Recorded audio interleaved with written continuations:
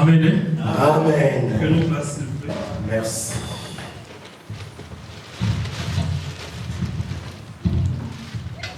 Que Dieu soit loué, que Dieu soit glorifié. Je bénis ce Dieu-là parce qu'il nous a donné l'opportunité. Et en ce moment, tel que nous disons chaque fois, beaucoup sont à la maison. Ils n'ont rien à faire. Ils sont devant la télé. Ils y regardent. Ils sont tentés d'assister ce qu'ils veulent. Mais nous avons pensé que si nous sommes en vie aujourd'hui, c'est Dieu qui nous a accordé cette grâce. C'est pour cela que nous sommes là. Et chaque fois nous disons, lorsque nous sommes dans la maison de Dieu, essayons de nous mettre dans la joie. Oublions tout ce qui nous dérange, tout ce qui complique notre vie. Pensez à l'éternel. Regardez Dieu qui est devant nous. C'est lui-là qui nous a appelés. Il ne nous laissera jamais de retourner tel que nous sommes venus. Amen. Amen. Je te demande dans la joie aujourd'hui, accorde de l'adoration et des louanges. Donc, je ne sais pas si l'église aussi, nous êtes dans la joie ici dans ce salle. Si nous êtes dans la joie, là, donc, amen, je vois le Père, que Dieu soit loué. Alléluia. Amen. Nous allons gagner notre temps. Nous avons un thème que nous avons commencé à développer depuis le samedi. On nous a dit que c'est un thème qui est vraiment très important pour nous. Non seulement en tant que les enfants de Dieu, mais en tant que les humains. Nous vivons sur cette terre, nous devons connaître toutes ces choses. On nous a parlé de l'amitié. L'amitié, selon la définition, on nous a dit que c'est un sentiment réciproque qui engage deux personnes, l'une envers l'autre. Un sentiment réciproque. Donc, c'est-à-dire, celui qui te donne l'amitié, il a aussi droit de le recevoir. Donc, une flèche dans l'air est accompagnée d'une flèche de retour. Donc, on te donne l'amitié, il faut à toi aussi de donner, de servir aussi les autres. Et parmi tout ce qu'on a parlé, on a dit que Dieu demande à nous une vraie amitié. Donc, une amitié sincère. Lorsque tu dis que c'est mon ami, il faut que cela puisse se manifester. On ne dit pas seulement l'ami, après, derrière son dos, tu commences à dire d'autres choses. Ça nous est arrivé tout cela. On nous a fait cela et nous aussi consciemment, nous l'avons déjà fait. C'est pour ça que Dieu nous a dit de changer notre façon de voir les choses. Et dans les textes que nous avons lus le vendredi, livre de Proverbes 17, Proverbes 17, j'aimerais que les lecteurs soient vraiment rapides avec moi. Donc lorsque je donne un verset, celui qui a pris, c'est celui qui va lire. Donc Proverbes 17, qu'est-ce que la Bible nous dit? Ma Bible me dit, l'ami aime à tout temps. Et dans le malheur, il se montre un frère. Et on nous a dit le samedi que dans notre verset que nous avons lu, nous amène dans les deux directions. Première direction que nous avons vue, pour que je sois rapide, on nous a dit l'ami aime. Donc, c'est quelqu'un qui prouve l'affection pour vous. Un ami, c'est quelqu'un qui prouve l'affection pour vous. C'est quelqu'un qui fait votre bonheur, soit aussi son bonheur. C'est quelqu'un, c'est celui, lorsque tu es triste, il parle, il y pense à toi et il se demande qu'est-ce que je peux faire afin que mon ami trouve le bonheur. Qu'est-ce que je peux faire afin que la joie puisse se retrouver à mon ami. Et on nous a dit que ami aimé, est-ce qu'on nous a demandé si nous aussi nous avons cette habitude d'aimer nos amis. Parce que nous croyons que si nous sommes des chrétiens, cela nous suffit. Nous croyons que si nous sommes des chrétiens, donc nous sommes plus que tout le monde. Il y a des gens qu'on nous dit souvent qu'ils sont des athées, donc ils n'acceptent pas la présence de Dieu. Donc pour eux, Dieu n'existe pas, mais ils se comportent plus que les chrétiens. Ils se comportent plus mieux que les chrétiens. Parce qu'ils arrivent à obéir certaines lois de la vie. Dans la vie, on nous dit, celui qui est petit, il faut le respecter. C'est lui le plus grand aussi, il faut le respecter. Lorsque tu donnes du respect à quelqu'un, sache-le que tu auras aussi des retours. Si tu ne respectes pas les gens, toi aussi n'attendez pas pouvoir te respecter. Il y avait un moment, lorsque nous étions encore enfants, nos parents nous disaient, il faut me respecter. Ce que tu me fais là, attends seulement, tu seras aussi grand. Tes enfants aussi te feront.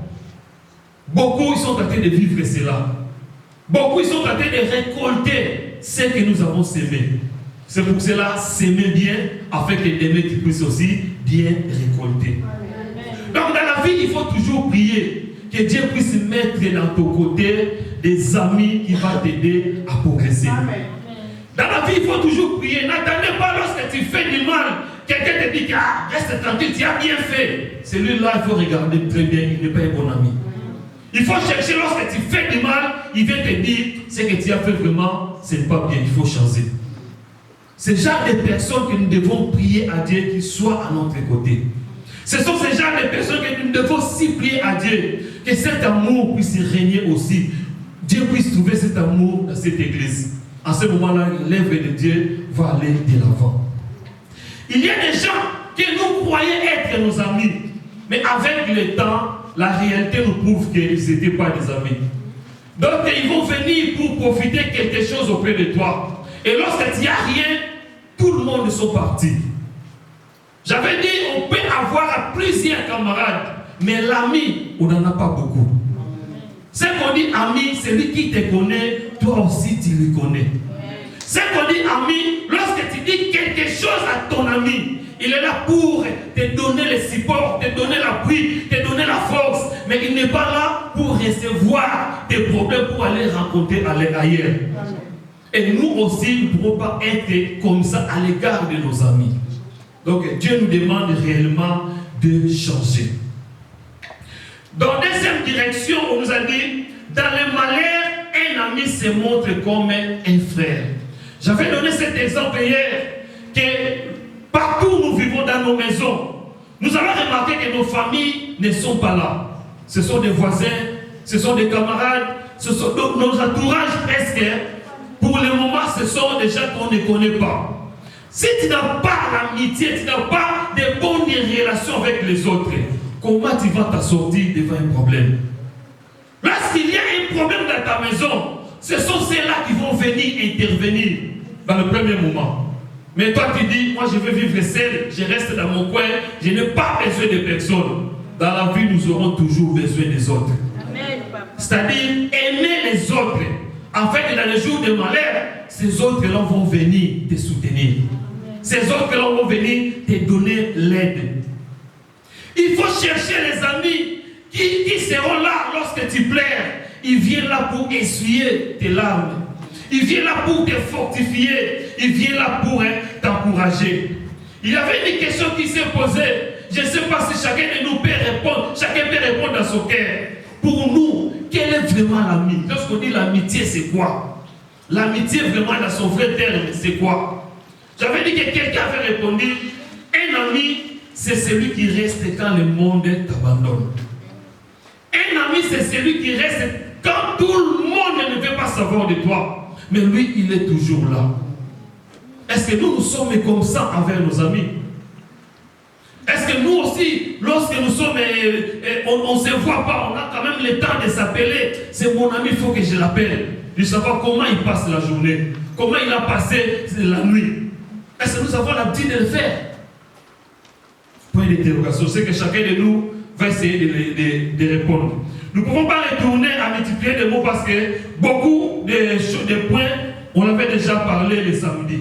Alors pour continuer, il y a 3 choses importantes à connaître par rapport aux amis.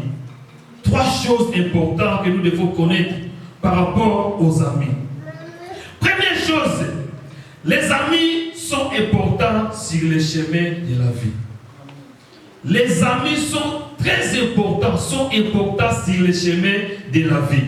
Genèse chapitre 2, verset 18.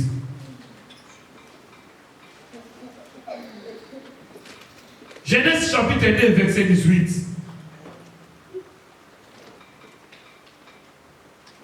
La Bible nous dit, l'Éternel Dieu dit, il n'est pas bon que l'homme soit seul, je lui ferai une aide semblable à lui. Je sais que lorsqu'on parle de ces versets, tout le monde regarde sur le mariage. Ces versets, ce n'est pas seulement pour le mariage, c'est universel. Dans la vie, Dieu nous demande de ne pas rester seul. Dans la vie, Dieu nous demande qu'il faut avoir des relations avec les autres. Dans la vie, Dieu nous demande qu'il faut faire des connaissances avec les autres. Bien aimé, lorsque tu pries, tu demandes quelque chose à l'Éternel. N'attendez pas que c'est Dieu qui va descendre pour te donner ce que tu as besoin. Dieu va utiliser quelqu'un qui est à ton côté. Dieu va utiliser quelqu'un, peut-être cette personne, vous ne vous parlez pas, vous ne vous attendez pas bien. Dis-moi maintenant, c'est lui qui va t'aider. Comment ça sera? C'est pour cela nous devons toujours avoir des gens tout autour de nous. Donc cette parole n'est pas seulement là pour le mariage, mais c'est sur tous les domaines de la vie. Toi et moi, nous avons besoin de quelqu'un qui coûte dans notre vie. C'est lui à qui tu lui diras des choses que tu ne peux pas dire à tout le monde. Cette personne-là, lorsqu'il te demande est-ce qu'à la maison ça va, tu ne peux pas lui dire seulement ouais, tout va bien, tout va bien. Mais en regardant à l'intérieur de toi-même, tu te sens que dans la maison, il y a ça ne va pas. Dieu a besoin de personnes qui est de l'autre côté. Lorsqu'il te demande comment ça va, tu vas lui dire ah, vraiment, dans l'ensemble ça va, mais il y a quelque chose qui ne va pas. Et tu commences à expliquer ton problème. Et il est là pour te donner des supports. S'il y a un problème financier, il sera là. Si Dieu a donné des possibilités, il va te soutenir. S'il y a un problème de dossiers, problème de quoi, je ne sais pas moi, chacun a son problème. Mais lui, il sera là pour nous guider, pour nous faire avancer. L'importance des amis. Dans la vie, nous aurons toujours besoin des amis. Et lorsqu'on parle des amis, on parle des vrais amis. Ce n'est pas seulement des amis qu'on dit que ça c'est ma copine, mais à l'intérieur de ces mots copine, il y a des divergences. À l'intérieur de ces mots, il y a des moqueries. À l'intérieur de ces mots, il y a des réserves. Dans la vie, les amis sont très importants dans notre chemin de la vie. Nous allons avancer. Ce sont des paroles que nous ne pouvons pas adresser à n'importe qui. Ce sont des paroles qu'on s'adresse à celui que nous considérons. Donc,